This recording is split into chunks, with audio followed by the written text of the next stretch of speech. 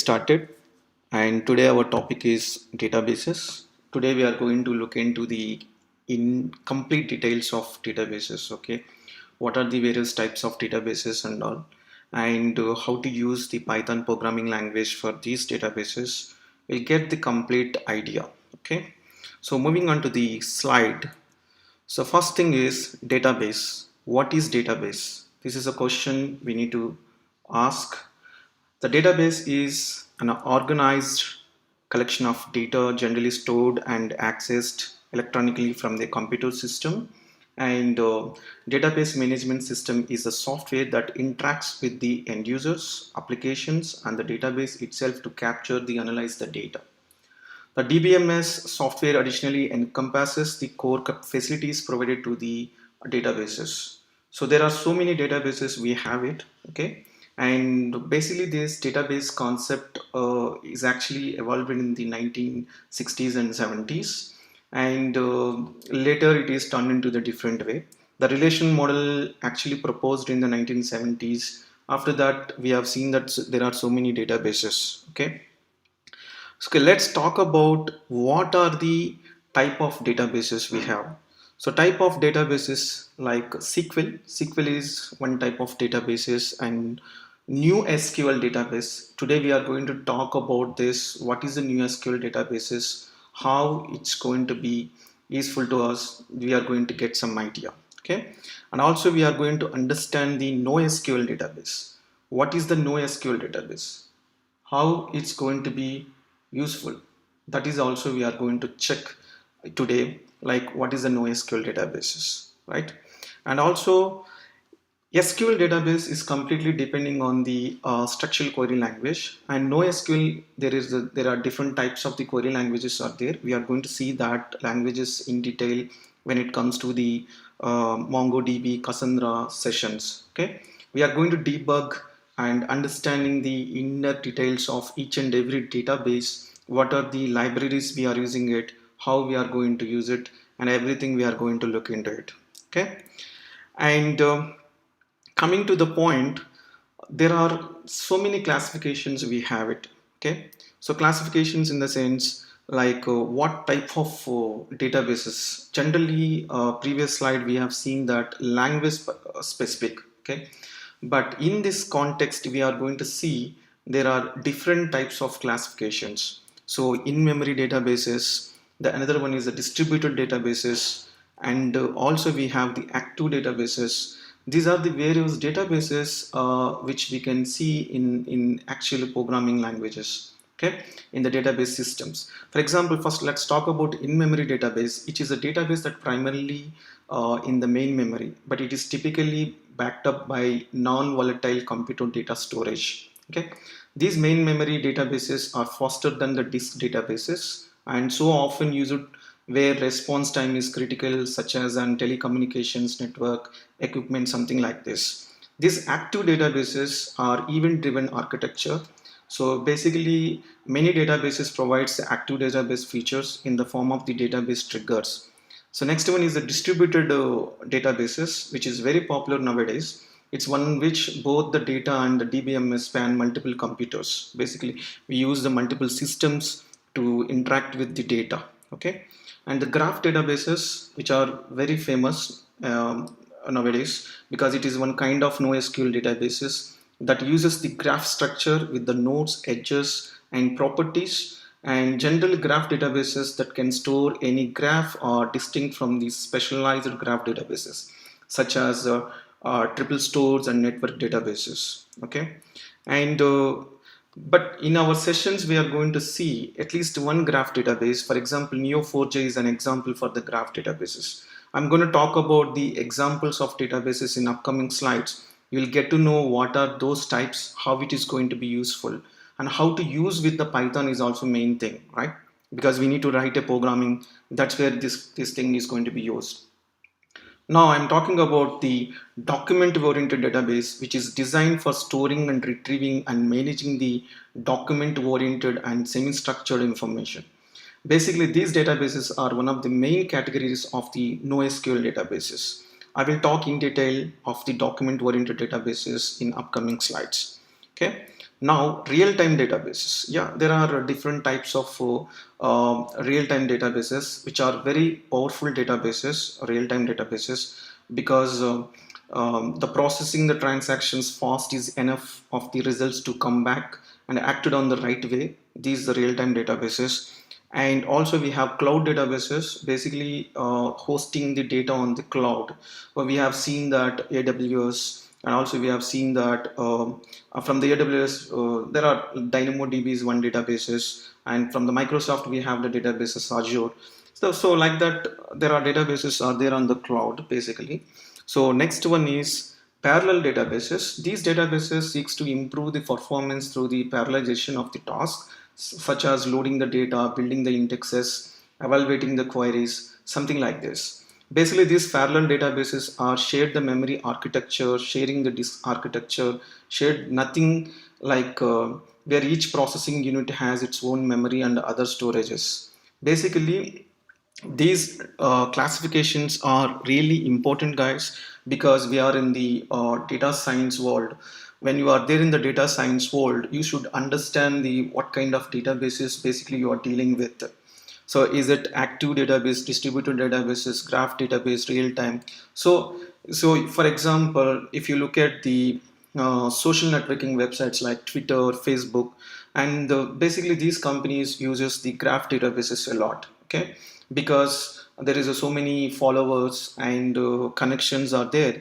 Definitely they have to depending on these databases, graph databases, which is really important, guys. And understanding these graph databases, that's and also document oriented databases also there. And so basically these classifications means basically big data guy come into the picture. But we also know that tomorrow when you are going to build any AI model, we should know where this data is coming through, what form the data is there. Is it the data is in the form of the tabular structure? Is it the data is in the form of the like key and value space, or like the data is in the document format? So we should know that, okay, which type of data we are actually dealing with that. Okay, so moving to the next slide, that's called database languages, which is very important. And there are four types of the database languages basically we are talking here.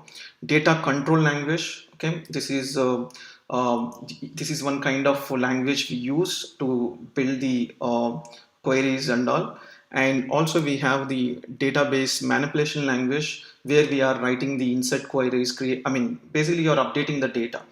But you can use the insert query, update query, delete query. All these queries basically we use in the data manipulation language. Okay, and also we have the data definition language, which is the DDL. So DDL scripts are nothing but creating the tables and creating the indexes and triggers and procedures, something like this, which will come under the DDL. Okay, so DCL, DDL, and DML, and the last one is the DQL. It is a data query language to get the data from the tables. Okay, of course we have the structure query language where SQL we use. Even data query language also we use to get the data. These are the basically there are four types of the languages are defined to create a tables, to insert the data, and to provide the privileges, and the last one is the get the data from the tables. So control language, data control language, which talks about privileges, providing the access to the users, what kind of privileges you are providing to the user and all. So those things basically will be there here. So that's where like this definition language, manipulation language, even data query language we actually use. So now we can see in this slide, I am listing the softwares which is actually taken from the Wikipedia. There are so many databases out there in the existing world, right? So there are so many. If we can see in this complete list of databases, it is not like only SQL, but there are multiple databases we are having it here. So SQL, NoSQL, and also new SQL databases are there in this slide. Okay, so these are all really very important databases, but we really not going to work on this all the databases. It depends on the client and the project which we are going to work. Basically we take these databases, guys. These database softwares are really important, because if you go to the Google has its own database, IBM has its own databases, and even SAP has its own databases like that. So every company has its own databases basically, okay, where we can use it. And maybe some databases are SQL, some databases are the NoSQL databases. It depends on the requirement they go for it. Okay, so let's talk about one by one, but it won't take much time. We'll try to finish it off as soon as possible. Okay, the first thing is first, relational database. What is the relation database? What is a relation database? So relation database are very important, guys, because relation databases basically we use to store the data into the tabular form, right? So in the relational databases, we actually stores the data into the tabular form. So relational databases, the first internet database application had been created in the 1995. So it's almost all. So actually, this database concept was first told in the 1960, but the actual internet database application had been created in the 1995. There is a huge gap is there basically, right? And the relational databases contains the number of tables, and each table has its own primary key. Of course, in the relational databases, we can see the tables, rows, and columns. And every in the tables, we can actually mention the primary key, and there is a relationship between the tables. Okay, the relations like relations are like, okay, one-to-one relationship, many-to-many relationship, one-to-many relationship, like that. There are some relations are there. So basically, we use, and to get the data from the two different databases or multiple two different tables or multiple tables, we have to use the joins, right? SQL joins, basically we use it. So that is there in the relational database. And also there are four commonly known properties of the relational model is asset properties. So asset properties, like, okay, what is this basically?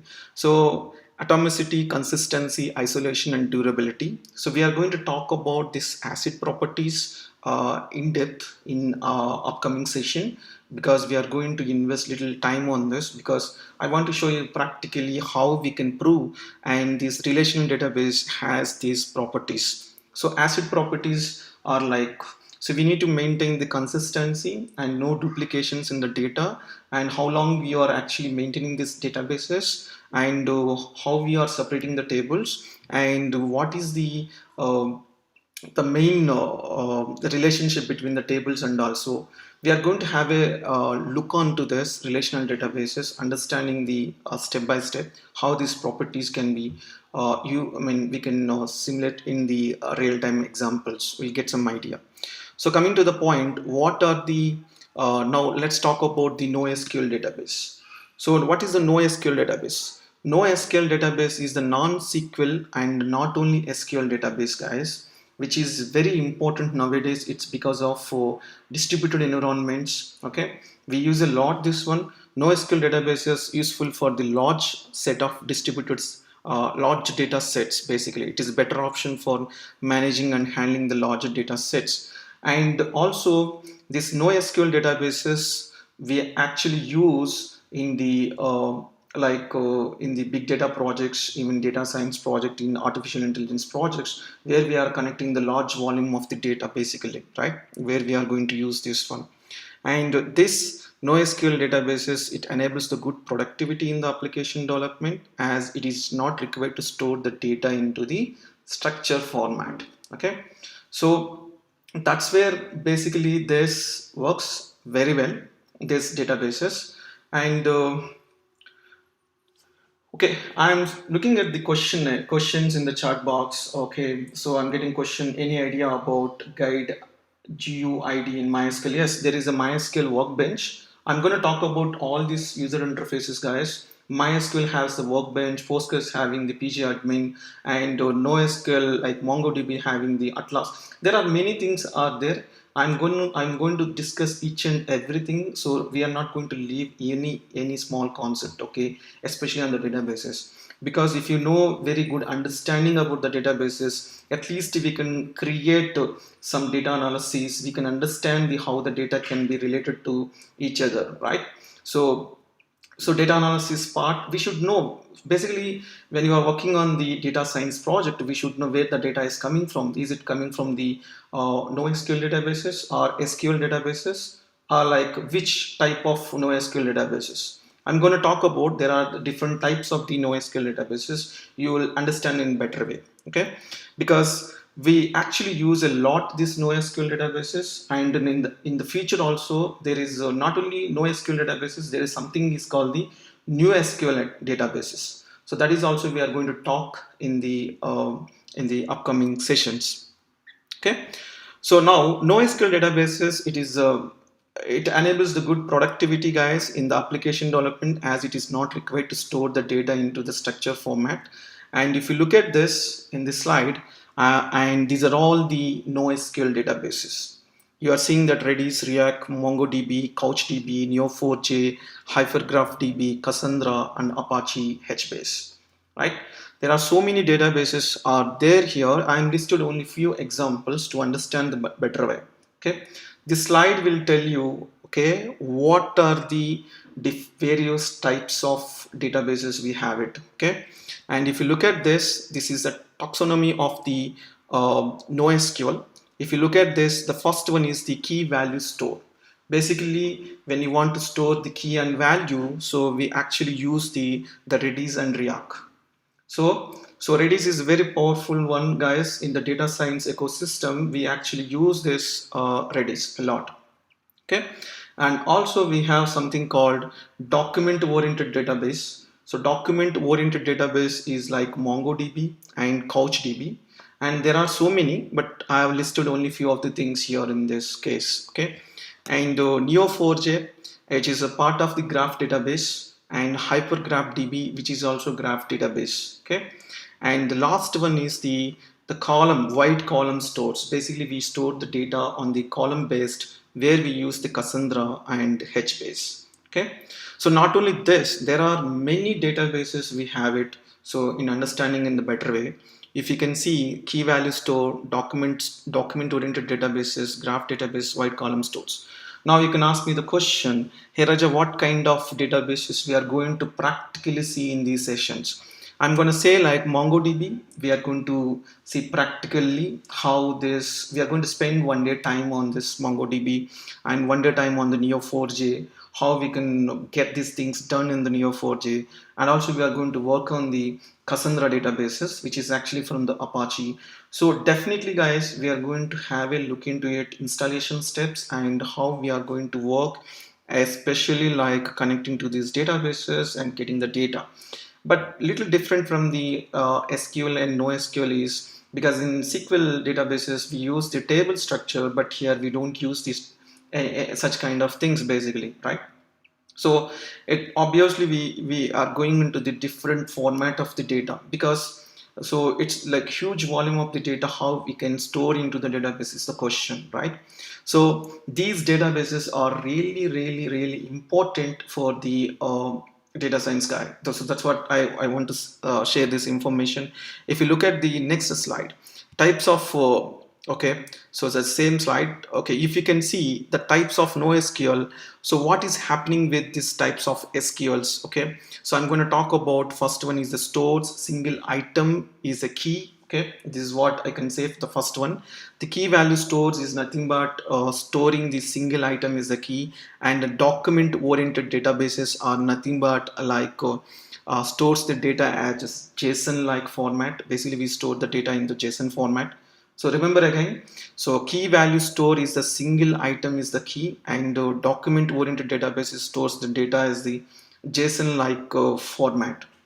Okay, and also we use the graph databases. This graph databases basically like follows the like storing the large volume of the data in the graphical representation. So all the big social networking websites, they use this graph databases because of there is so many of connections and all, like LinkedIn and Twitter and other like Facebook kind of companies, they use this graph database a lot. And last one is like white column store. So what actually we do here, data stores into the various forms of the databases basically, right? That's where this comes. So that's what I said. Okay, and that's all about NoSQL databases, but we are going to understand in detail how these NoSQL databases works in practically. Okay, so let's look at this slide. So multimodal database, this multimodal database, which is a very important database, guys, multimodal database. Before going to continue this, I got a question from the Siddesh. Is asking, is it similar to the dictionary in Python? Not exactly the same in Python, guys. It's a little different because we especially we talk in different terminology here. Okay, there are different things we are going to speak, and I will tell you, because we have to go to the architecture of those key value based databases and all. We'll have a look into it. Okay, and now let's look into this multimodal database. What is multimodal database? This is, just remember, I think you are hearing this one first time. So what is a multimodal database? Multimodal database is like when you want to, there is one database, if the database will give the two features. So one is a SQL feature, another one is a NoSQL feature. Sometimes you may need the two SQL databases at a time. Sometimes you may need the two non-SQL databases. Then we can go for the multimodal database. In simplest way to understand this multimodal database is, like, you can say like this: multimodal database equal to SQL database plus NoSQL database, or sometimes we can say NoSQL database and plus NoSQL. So at least two databases are required here when you talk about the multimodal database. So that's where this is going to be used. And the first time the word multimodal has been associated to the databases was on the May 30, 2012 in the Germany. Okay, so there is a one presentation was there. So that time this was first time introduced this multimodal databases, where with one databases we can use the multiple database types. That's where this is going to be come into the picture. Okay, and also I will show you some examples in the next slide. But if you see, what is the main difference between the available of multi databases is related to their architecture. What does it mean? Assume that you have two databases in one database. I mean, means you basically having the one database only, but the database is providing the multiple features. So SQL features, NoSQL features, all combined together, we can say this is the main differences we can create it here, right? So basically, when you want to say the differences between the two databases, that we can go for the architecture level. So that's what the point is. Main differences between the available multimodal databases is related to the architecture. Okay, so we'll see in the next slide what are those. If we can look at on my screen, so these are all like DynamoDB and Azure Cosmos DB, Data Stacks and OrientDB, MarkLogic and enterprise databases. These are all the various different types of the databases. We have it in the multimodal basically. Okay, so this DynamoDB and Azure Cosmos DB. So Azure is actually from the Microsoft guys. Okay, and we also having the EDB. EDB is actually from the Postgres. So like that, there are various data types. We have it. And so if you look at the larger applications, we may go for the multimodal database. Multimodal database means you will have the like both SQL and NoSQL databases. It is called as a new SQL databases. So this is going to be very useful in the future. So that's where these databases we use a lot. So this is a multimodal database names. We are looking at this DynamoDB. Okay, so we can, of course, if you can ask me, can we use the Python programming language for data databases? Not fully somehow, but we can connect with the various drivers. We can use some drivers. We can have it and all. Okay.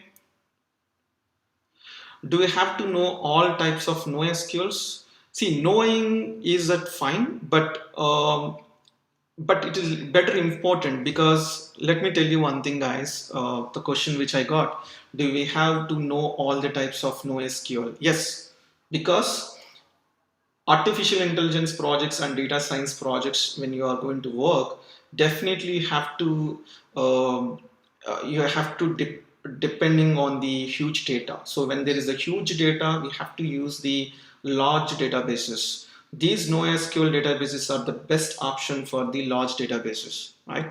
Even if you take the MongoDB, because those are not, we are not going to store the data into the tabular form, right? We are store the data into the different structures. When I'm going to talk about the big data is not in the form of the structure, it is always in the unstructured. It is both the combinations basically, right? So yes, as a data scientist, as a machine learning engineer, okay, you should know the types of NoSQL databases. If you know at least 3 to 4 database NoSQL databases, you will have very good grip on it. Okay, just knowing it, how these databases are there, what kind of, because so end of the day, when you are creating a artificial intelligence model, basically this data comes through these databases only. Okay, they will create a scripts. The ETL team or data engineers team, they will create a scripts and they will give your data to you. But you should understand how this data actually flows with respect to that one. Okay, so moving on to the next slide, cloud databases, which is very important guys, which is very famous nowadays, cloud databases, and many companies uses the cloud databases, and which is very strong. So you also know the some names about the cloud databases. So we are basically storing the data into the virtual environment, executes over the cloud computing platforms, and Microsoft investing a lot of money on these cloud databases. So these cloud databases basically provides users with the various cloud computing services like SaaS, PaaS, IaaS. So here we can say software as a service, platform as a service, and infrastructure as a service. These are the different services we have it when you are going to access to the databases. So it depends on that. So this is a cloud databases, which is really important when you are working on the models. Okay, some companies still they do hosting the AI models into the cloud databases. What are the examples of the cloud databases? The examples of the cloud databases is Amazon Web Service, Microsoft Azure, the Google Cloud Bigtable, MongoDB Atlas, OpenStack, and IBM DB2, because these are the various databases generally we use in the real-time projects. So because these companies cloud services, they will maintain the entire infrastructure and they will provide the service to the clients. So basically these are the databases we are going to use. Basically, see, in our sessions, in upcoming sessions, we are going to use at least AWS Azure to host our models. Okay, maybe after 2 months, once we are done with these learnings, we are going to create some accounts in this AWS and Azure, and we are going to host the applications here to understand in the better way. Okay, so that's where this will be get some idea. Okay, so moving to the next, this remember guys, these cloud databases are very important. We are going to touch these databases from the in our subjects. Okay, upcoming sessions we are going to use these databases with the practical examples where we can use once you build the model or once you build the web applications, web apps or something. So we are going to use the cloud databases. So better way we can discuss more. For example, tell me one of the example of the Amazon cloud database name. So what is the name of the database, cloud database in Amazon? Anybody guess? So what is the name of that? The name is DynamoDB. So DynamoDB, which is the one of the best example, guys. This will understand better way, and it will be more important DynamoDB when you are actually working on it. Okay, we'll see that how we can connect to this one later point. So moving to this, now important thing is database using the Python, right? So let's focus now. We understand the little bit idea on the DynamoDB. So we understand the little bit idea on the different types of the databases like NoSQL and SQL, and also like cloud databases and multi-purpose databases. Okay, or you can say that multimodal databases. Now we are going to look at the how these databases we can connect with Python, right? We have Python programming language and database. How we can connect with this? That's more important question, important thing, guys. I'm going to start with SQL first, okay? And in the SQL, we are going to use first Postgres, and after that, we'll move on to the MySQL, and after that, we'll move on to the MongoDB, Cassandra, and Graph database like Neo4j. This is the sequence next 5 days. We are going to experience the examples, how to create a tables, how we can deal with the SQL and non-SQL, all these databases. We are going to have a look into it. So in today's session, I will talk about how to install these MySQL and PostgreSQL in your databases practically, then how to connect with these databases, what kind of drivers are there, we are going to look into now. Okay, so let me go to the some notes and I will show you in the notes now. So you can see this. The first one is first PostgreSQL. The later I will talk about the MySQL. If you look at on my screen, guys, PostgreSQL. So we can say in shortcuts Postgres. The Postgres, which is basically it is very powerful and it is open source object relational database, and many startup companies use this Postgres a lot. If you look at on my screen, so here we are going to talk about three things, guys. What are those three things? Let me tell you.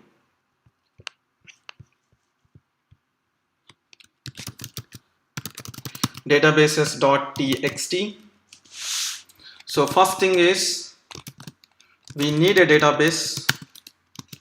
Okay, we need a database and we need Python software and we need some driver. Okay, so why we need these two? Why we need this database, Python and driver? We are going to see it now. So database is like a software, and basically we use the language called SQL when you talk about the relational databases. Okay, when you talk about the relational databases, we actually use the SQL. Python is also software, which is programming software. Here we use the Python programming only, and it's just like a programming language. Okay, I'm just tell you now.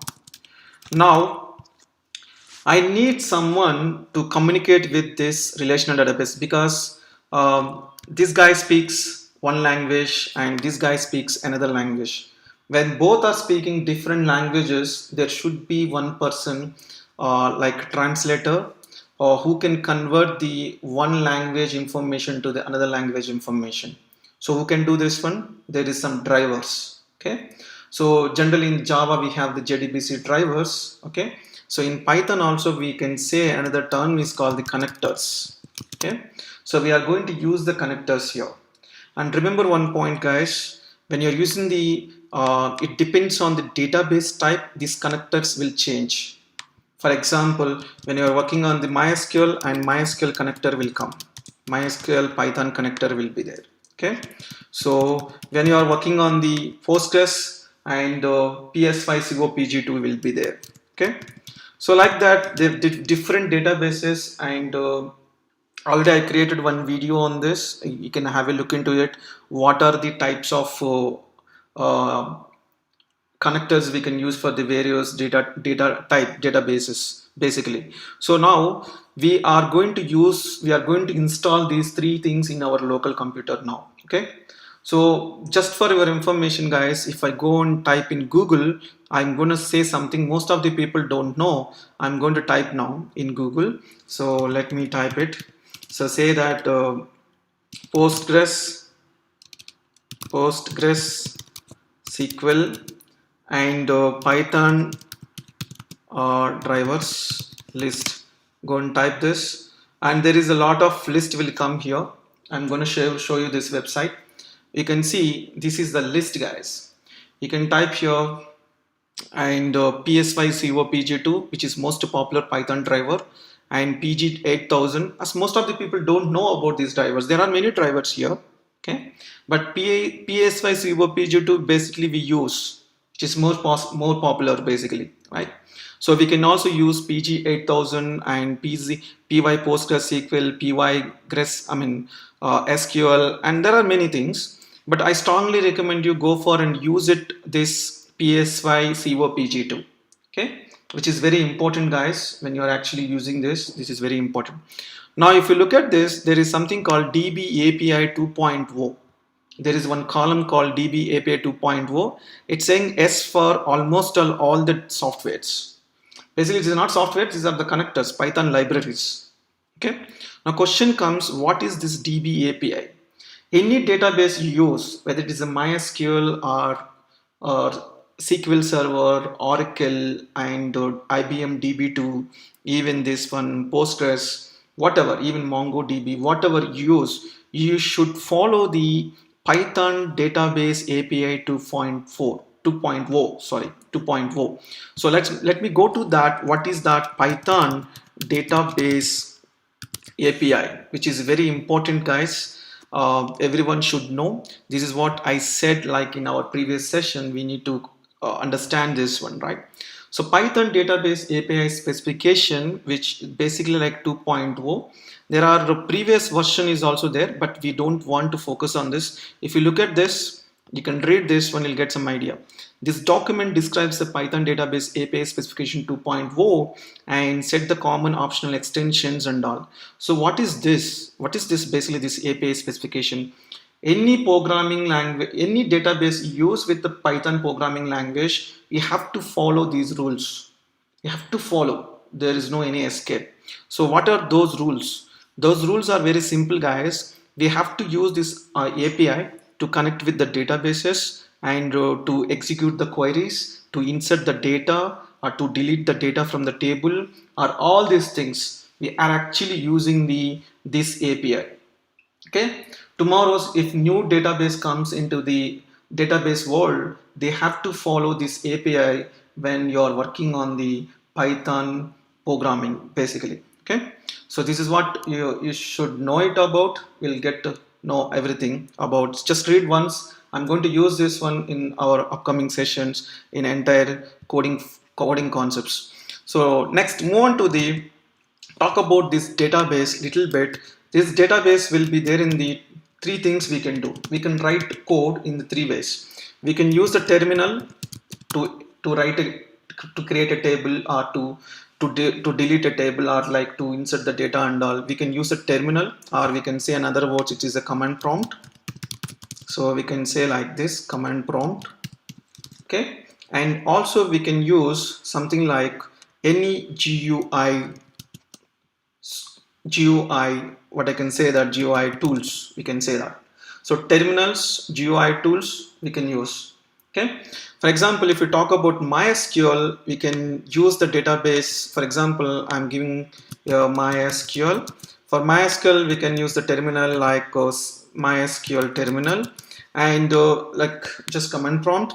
And GUI tools is like SQL workbench, MySQL workbench. So it is the front end tool. Okay, what if I'm using the Postgres? So when you're using the Postgres, shell name is the Postgres shell. So we can say like this. And what is the graphical user interface tool? Graphical user interface tool name is called the PG admin. So we need to go and download these tools now right away. Okay, so one of the best website I'm going to tell you guys. Before that, you can see this page. So there is official website, postgres.org and all. So let's go to this one first, the official website, and I'm going to open this page. And anyway, I will share these documents with you definitely tomorrow. And yeah, these PostgreSQLs, right? There are various versions are there. You have to download this one today and download the this Postgres. The many startup companies uses this Postgres because it is completely open source platform. If you go to the MySQL is not open source. I mean, somehow it is okay for developer edition, but not completely. There is different versions we have it. Okay, so now, so to download this one, just go and click this. Various versions will be there. You can download. Okay, so which version you want to download, basically just click on the download button. You need to select which operating system you use. You can select, for example, you are using the Windows operating system.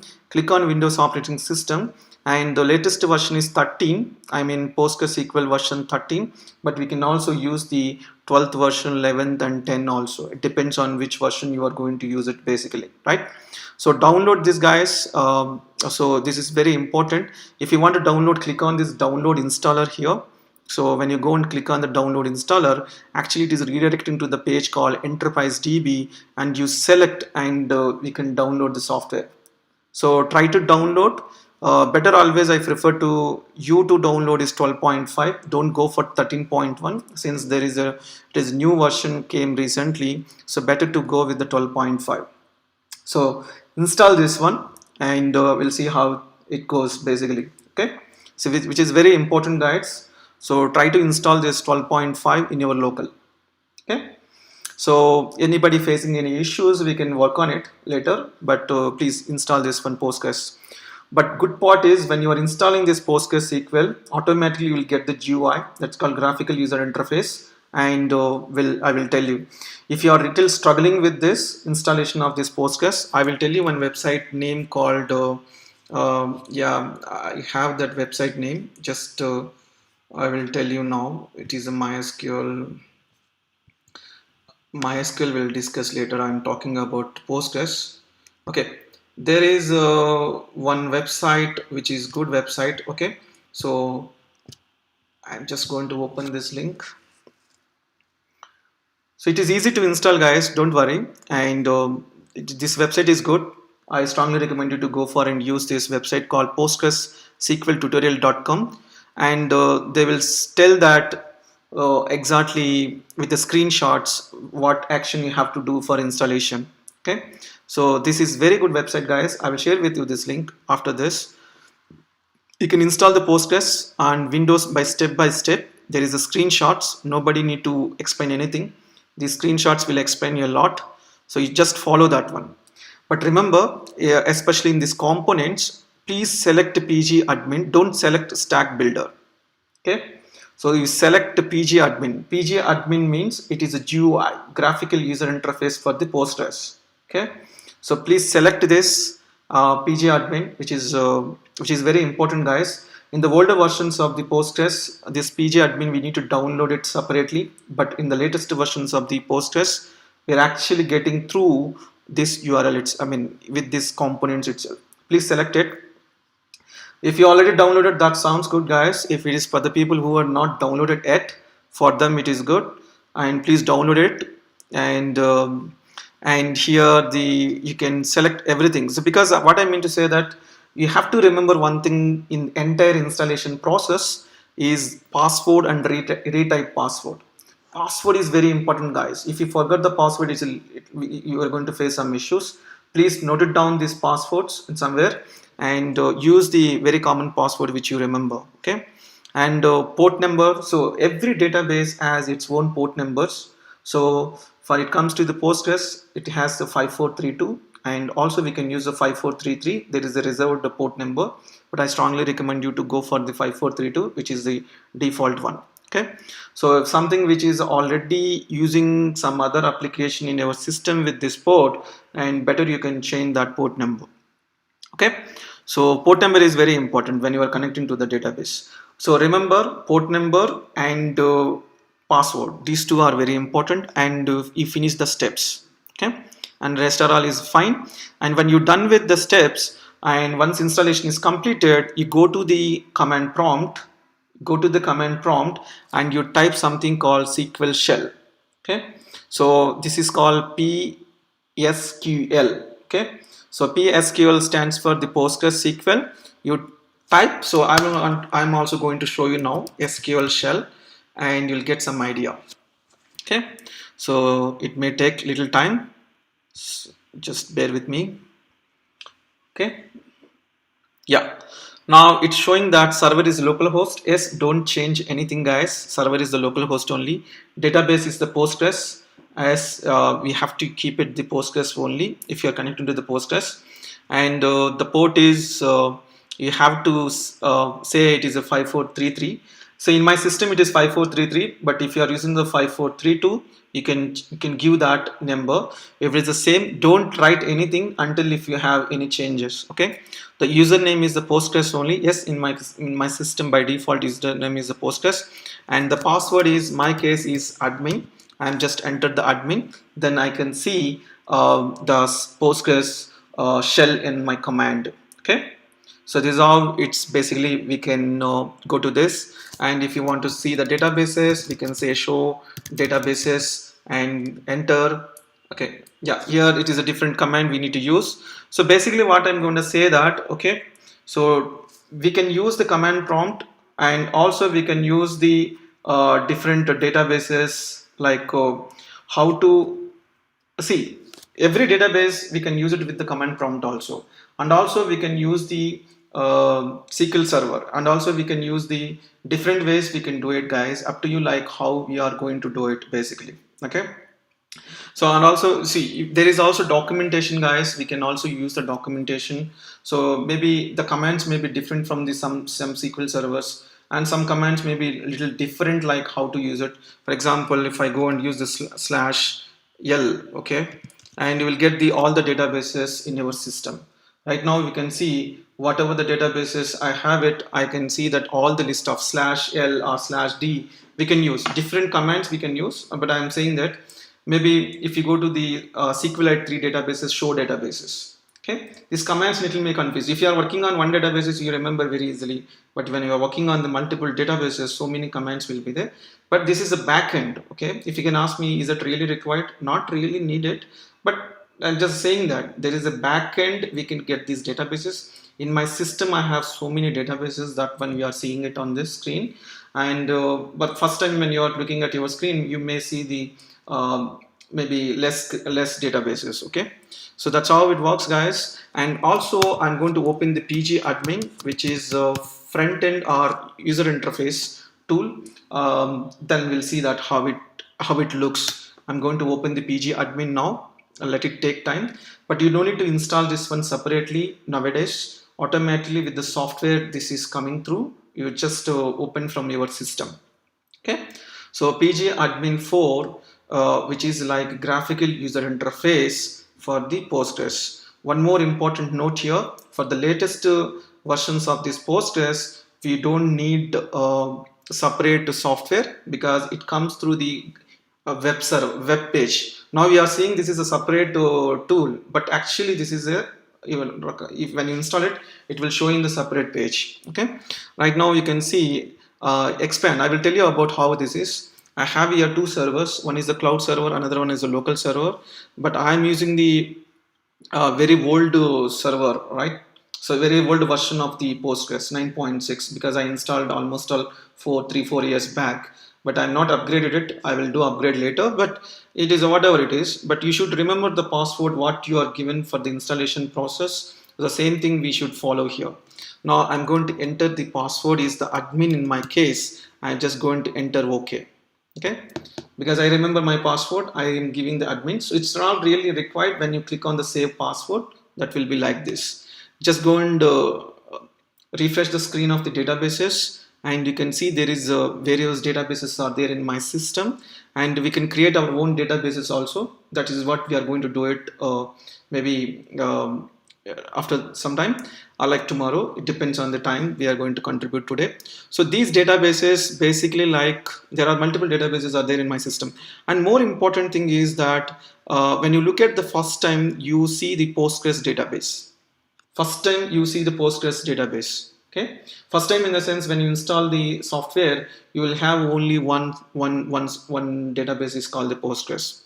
Okay, and also we can create multiple users. For each database we can assign different user, and we can give the privileges also, how to create users. And also we can see this is basically user interface, guys. If you think like, okay, I'm not good at the SQL queries writing on the command prompt, better we can go for the PG admin. This is one of the best approach we can follow basically, right? So that's where we can use a lot, guys. This is like when you're creating the multiple users on the same database, one user is the admin, another is the super user, or something like privileges you are giving. This is can be used. Okay, so how to create a new user, I will tell you. How to create a new user, how to create a database, will tell you. So don't worry. So first time you are seeing it, there is a Postgres database, there is a Postgres user, nothing else. Okay, now I'm going to create a first user. So to create a user, we need to decide. So we need to give the name here. I'm giving the name called AI, and is there any name called AI user here? Yeah, already there, right? So DS data science user. Okay, so I'm giving the name called DS user. Better always give the username in the lower cases. Okay, so I will follow the same now, DS user. Okay, and this is for the AI and DS projects. Just mention it here. So I'm just giving the name here, AS and DS projects, and click on the privileges and definition also you can click, and remember the password for this user. Remember the password for this user. So to simple sake, what I will do always, right, because I used to create multiple databases in my local, I can't remember all the passwords. Generally I will give admin. So it is not the case every time, guys, but since it is my local computer, so I'm working on some learning part, so that's the reason I'm giving this username is the admin. So you give the admin password, remember whatever the password you are giving, and the privileges you need to select always. Click on no, automatically this will be selected as yes. So try to provide all the privileges here. Basically you are creating this new user with the Postgres user. Postgres is the super user. He is the database admin. He is actually creating this user. Okay. Now after this we have the membership. We don't need to touch anything. Even security, SQL. Currently we don't want that basically. Okay. So what I'm going to do, right? I'm going to click on save button, and you can refresh this page, and you see the newly created user will be there here. That's called DS user. Okay, so I created the DS user. Now I'm going to create a new database. Okay, so let me go and create a database called, so I'm going to select this, create database, give the name of the database here, the database name here, for example, I can say Boondocks. Okay, I'll say that Boondocks just for like that, and here I'm going to change the name because I want to change the owner. I don't want to go for the Postgres. The user which I created now, I can use this one, DS user. So what I mean to say that you can use your own users, or you can create because you can use the Postgres also, or else you can create new user. I can assign to this database basically. Okay, so click on if you want to say something here, yeah, for AI and DS projects, it's not really required, just for remembering purpose, and click on the definition part and not required, securities and parameters, SQL. Yeah, better to go to the security, provide all the permissions here. Postgres is the grantor because he is the super admin. Select all public users, or like you can use the user which you created. Okay, Postgres is giving the privileges to this grantee. What are the privileges? All privileges I want to go for it, because since it is my local computer, and it is better to go for with the all privileges. Okay, so now this is done, and this security is not required, just keep it, no problem, and click on save button. Automatically this, because this database will be created, you refresh the screen and the Boondocks is created here. You just click on that Boondocks database and go to the schemas. By default public schema is there. You just expand that public schema, guys, and in that public schema you can see there is a tables. So Postgres is the SQL database. In the SQL database definitely we'll have the tables, right? So relationship between the tables, we have it. So right now these tables, when I go and expand, there is nothing is there in this tables. So we have to create a tables here. Generally how we can create a table, by using the script we can create a table, like create a table name, and we can give the column names, for example name, varchar, and age, and int, something like this will create a table with the different columns. But you are the Python programmer, you much don't know how to create these tables basically, right? So we are going to use Python programming to connect with this database. Okay, so we are going to use this Python programming to connect with these databases. Okay, and there we need to follow the database API steps, how we can connect with these databases, and we'll follow. I want you guys to finish the installation first, and everything is ready, then we can start programming. So in parallel, I want you to download the MySQL. So because it is also very important, because people used to ask. So MySQL is also database which is actually from the Oracle now. Previously it was a different company. Right now it is acquired by the Oracle corporations. Okay, so go to this MySQL database. You can also download the MySQL in your computer. Okay, so I want you to download the MySQL, then it would be better, then we can start the programming. Okay, so if you go to this MySQL databases, and there is a different versions will come through here. Okay, so better you can always go for the enterprise edition. Is it's like a, while I can say that it is a little different. It's not for the developers, and it is expensive, and only for enterprises they can use. So I will always go for the community editions, community edition here. We can download, and you can see there is a MySQL for Visual Studio, MySQL installer for Windows, and MySQL for the community server, and MySQL Shell, MySQL router. A lot of things are there basically, but I will show you some links, guys, which links we can use it and how we can get it done. Okay, I will share these links even in this video chart. Sorry, in the video description, and also I will share with you in our WhatsApp group to understand the better way. I will share this document. Please go and download this workbench. So how the workbench will be there once you download everything, so we can see the workbench is the UI. It's a user interface for the MySQL. Okay, so previously PG admin is for the PostgreSQL and workbench is for the MySQL. What is the default port number for the MySQL? It is a 3306 3306, which is the default port number, and we can use this one to connect with databases. So right now I just clicked on it, and so I connected to this. So we'll have the server status. Okay, and even MariaDB is also, I don't know how many of you know about the MariaDB, so I will also discuss about that. So MariaDB is also there. So MariaDB is one of the database where we can use the same MySQL port numbers and everything is same.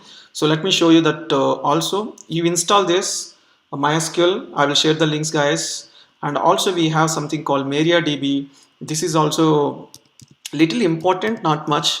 So you can go to this MariaDB. This is also use the same port number 3306, which is also which is powerful, important. It is open source relational databases. That means it is a free to use. And one more important thing about this, if you go to the Django framework in Python, Django supports the 5 databases. One is the SQLite, Postgres, Oracle, MySQL, and MariaDB. So from the Django 3 onwards, the MariaDB is going to be used. It is also very good database, guys, but it is a SQL database only. Again, it is an open source relational databases. So what we are going to do it in the next 2-3 days, we are going to understand the relational databases with the Python programming, and after that we'll move on to the actual NoSQL databases like MongoDB. So this database, don't download it. I will tell you, each session is there for each database topic, and how we can connect, how we can work on it. We'll come to know everything. And one more important thing is we have to go to the you have to download the some of the what I can say that. So this one PSCOPG2 binary. So this is important. This is like a third-party tool where we are connecting to the database. So we can use the PyPI. So you can go to this and click on this. Sometimes it may require the binary file. So what is this, guys? PS5COPG2. It is one of the SQL library or SQL database adapter where we are going to connect with the Python programming. You can read everything here. Even we have the MySQL connector, even we have the MariaDB connector, even we have the Cassandra connector, we have the Mongo connector. So every connector we use, but I will tell you how to use these connectors, everything. But important thing is that we have to write a code in the real-time projects, how we are writing the code. Okay, so in the sessions, what I'm going to do, I'm going to write the code with respect to the real-time projects, not just like executing the query, not just like doing that thing. We are going to use the loggers. So we have to use the loggers, and we need to see where if there is any connection is failed, we need to capture that information into the logs. So we are going to use the Python logging module. We are going to use the Python what I can say that exceptions and everything to keep it as a like a real-time project to understand the better way, guys. This is going to be very important. I want you to download these softwares for the next session. So then I will tell you that. So tomorrow's session is completely is coding. Okay, we are going to see the line by line of coding and executing the each database. Tomorrow is the Postgres, day after tomorrow is the MySQL, and after that we'll move on to the what I can say MariaDB if you want. Otherwise we'll move on to the MongoDB. So one by one we'll focus it, guys. One by one we'll go it. Okay, so I'm going to take the questions from you. If you have any questions regarding the content, or like you have any questions on the software related things, so you can post in the chat. I will answer. So please go ahead, guys. If anybody have any questions, please. Anything you want to speak? Yeah. So definitely this session is going to be very interesting going forward. We are going to see everything practical without any doubt, guys. This is for sure. Okay. So we today we spoke about various data types, just like introduction, but we are going to experience these databases with the Python programming. Okay, like fire databases, and also we have the Google Big Table, and also we have the we can say that DynamoDB, how to connect with these databases with Python programming, right? So definitely, so data, once we understand the clear idea about these databases, then we'll move on to the data analyticals. There is the NumPy, SciPy, Matplotlib. Okay, so hope you got it. So please go ahead and ask questions if you have anything. I will share this installation steps, website links, everything in this video description, or I will share with you in the WhatsApp group. Anything can be possible, so I will do that. So any questions?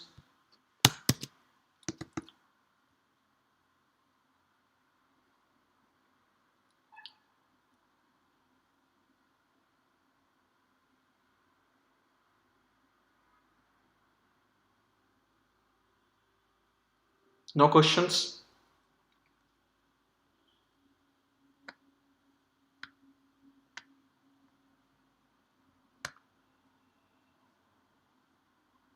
Can we close the session for today?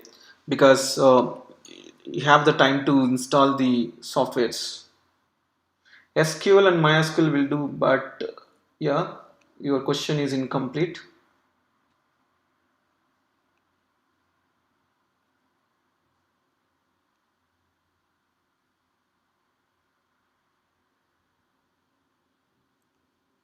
Okay. So what I mean to say that, guys, we are going to see the examples of each database. If you are struggling with any installations or something, I'm available, or you can connect with me directly. No problem. You don't worry, guys. I will give a complete notes and steps and how to install the Neo4j and MongoDB Cassandra. But first time you may get little difficulty, but definitely I will help you how to install it everything. So yeah, if you are using Windows system, you are lucky enough, because sometimes you may face some issues in the MacBook, but Windows is the perfect choice to install the many softwares. Okay, so no problem, guys. We are going to just keep in one mind, there is a database and there is a GUI, so we are going to touch both. Okay, so there is a database and we are going to see the even other tools. If you go to the MongoDB here, let me show you something, and you may get some idea. So MongoDB, so just go to the MongoDB, click on this, the most popular database for the modern applications, and you see here. So what I mean to say that, so when you are working on the MongoDB, there are various versions are there, right? If you are taking the MongoDB also there on the cloud, MongoDB software is there. This software is available for the community server, enterprise server. The community server is always free. It is for the developers, basically for the development. So which Python IDE are we going to use? I'm going to use in this VS Code. If you want PyCharm, we can use it that one also, because end of the day IDE is not a big deal. But I will tell you some shortcuts and very interesting extensions where we can use it for the this VS Code. Okay, because we can connect to the database directly from the VS Code. We can see that. Okay, because if you want me to go for the SQL, we don't need to install it, guys. SQL is a language. SQL is a language, so installation will go for only databases. Okay, so MySQL is the database, SQL is the language. Postgres is the database, SQL is a language. Oracle is the database, SQL is a language. So SQL is a language, but the this Postgres, MySQL, MariaDB, these are all databases. So when you're dealing with the SQL databases, we have to use the SQL. For example, let me go to this one small information I want to share with you. SQL is the language. It is a structured query language. Okay. And what are the databases we use for SQL here? We use the MySQL, which is from the Oracle now, and Postgres, okay, and PostgreSQL, and we have the there are many things, MariaDB, and also SQL, okay, and Microsoft SQL Server, and also we have the Oracle, right, and also IBM DB2, right. These are all the various data types, various databases we have. These databases, we are calling it as a SQL database softwares. You can see MySQL, Postgres, MariaDB, SQL, my MS SQL Server, Oracle, IBM2. These are all the different databases, I can say. Okay, and but all these databases use the SQL language. Am I correct? Okay, so if you want to use NoSQL is not a language. It is not a language. So NoSQL, it is not a language. So most of the people will confuse. It is like a type. Okay, which type of database you using it basically. Okay, and in this NoSQL databases, we use the Mongo, and it's MongoDB, and there are many, Cassandra, and Neo4j. So Neo4j, and DynamoDB. Okay, so like this, there are various databases will be there here. Correct, right? So there are various databases will be there. We need to use the command from the documents. Yes, but command is not required, Amit. Basically, we are going to use the directly Python programming, because you don't need to worry about the SQL queries. See, if you know SQL queries, it is well in manner, it's great. And if not, no problem. We'll write a Python code to create a table. See, I will tell you, creating the table, let me tell you one thing, guys. Create a table or database, I can do with the three ways I can do it. So one way is command prompt. Okay, so that is where you write the queries, SQL queries you are going to write. So you can write a SQL query scripts to create a table or database. The another way is to use the, what I can say, that we can use the graphical user interface like Workbench, pgadmin to create a tables. And also we can use a Python programming, or like we can use Java programming, or we can use the anything, any or PHP programming, something like this. These are the languages we can use to create a table or databases. So what I mean to say that if you want to create a table or databases, we can use the three ways. One is a command prompt, another one is the graphical user interface, and the last one is the Python programming. If you think you are not good at the writing the SQL queries, if you are good in the Python programming, use Python programming to create a tables, to insert the data, to delete the data, and also like update the data, something like this. Okay, so we have a session tomorrow, because we need to continue. If anybody thinks we don't have session, you just ping on the chat or you can ping on WhatsApp. We can take a call anytime. Okay. So daily we are going to have sessions, but initially I said Thursday no session, but yeah, we planning to keep these sessions so to continue because we'll be on track. If you think you don't want, let me know so we can cancel it. Yeah. So these are the ways like we can create a table, Amit. So that's what I'm trying to say it here. So various ways we can create a tables or databases. It's up to you. You are the SQL developer, use the command prompt. You are like, you don't know, you are not SQL developer, you're not Python programmer, use the GUI, graphical user interface, how we can create a tables there. And you are the any one of these programming language expert, like Python or Java or PHP, Ruby or anything, then you can write the tables and it will execute it. Okay. So you try to install it, guys. I will tell you that how to use it and everything. So what I mean to say that in this MongoDB, we have different softwares because this is where I actually stopped it. So community server, enterprise server, developer tools, Compass and also there. So we are going to use the Compass, which is for the MongoDB. If you want to execute the if you want to execute the queries, MongoDB queries, we are going to use this MongoDB Compass. Since I use a little some days back, some months back, it seems that is the reason it is taking time. So, but generally it won't take time when you are continuously doing it. Okay. So this is really useful. Compass is like a user interface. We can use it basically. Okay, but no problem. I will take a session separately. We are going to look into the each and every concept, guys, in detail of the how to install the MongoDB, how to connect with the Python code, and how to execute the tables. Not the tables in MongoDB. There is no table structures. We can say that.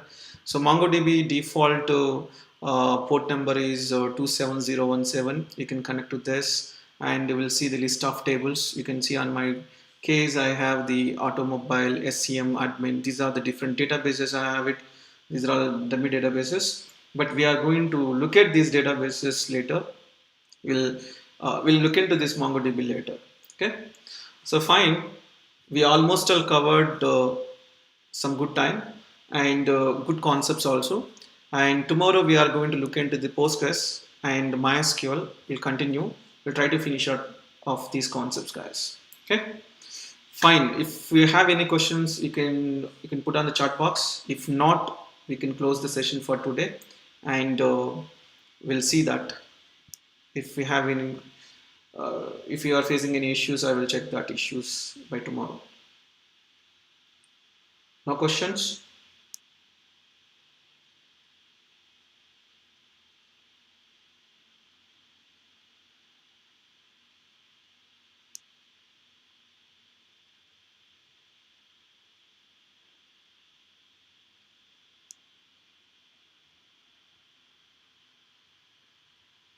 I am ready to take questions, guys. If you have any questions or something.